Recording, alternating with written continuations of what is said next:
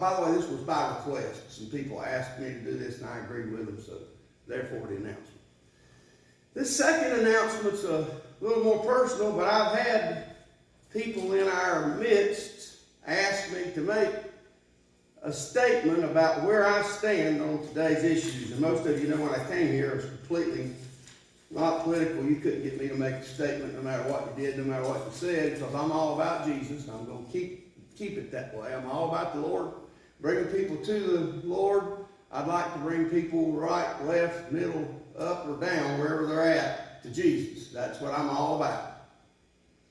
Yet the times are so troubling in our day that I've had people request, we really want to hear where you stand on certain things, and I'm going to make a clear statement this morning before we start the service. And it will only be available if you ask for a link. If somebody wants to know where your pastor stands, I can give you a link. But it won't be live, and you can't find it otherwise.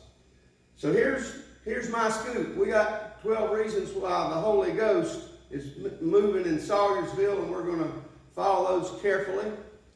And there's 12 power principles behind the miracle power of the 23rd Psalm, and I've got 12 principles that I want to tell you that I stand by. And I'm not ashamed of them. I don't talk a lot about them because I'd rather give somebody else a chance to talk, and maybe I can get a chance to tell them about Jesus. But I'm going to tell you this morning, so there's no question in among our members and people where I stand on these issues. Number one, I do not believe in LGBTQIA. I do not approve it. I do not endorse it. When I see it in other people, I do accept them. I do love them. I do care for them. But I neither approve nor endorse those behaviors. That's one. Number two, I do not believe in late-term or post-term abortions. I think it's murder. That's a viable child. That's a human being. In no terms do I approve that. In early terms, maybe in the life of a mother or rape or incest or something, I won't speak to that at all. But late-term abortions and post-term abortions, I think it's murder. That's what I believe. Number three, I do not believe in any protest exception to law and order. I do not believe in defunding our police. If a city's burning, arrest the ones who set it on fire. I never believe, just because somebody's protesting, they cannot break our laws, harm our citizens, and destroy our property. I do not believe under any exception that any condition that we have exception to our laws. I believe in law and order. Number four, I do not believe that anyone under any condition in any time or any place ought to be able to burn the flag in the United States of America. I think you need to be exported, extradited, or criminally charged if you do that it's treason. Number five, I do not believe in socialism or communism. I think if you need a socialist or a communist country, you need to go somewhere else. And under no circumstances do I support America becoming a socialist or a communist country. Number six, I do not believe that anyone ought to be allowed into the United States except through legal immigration.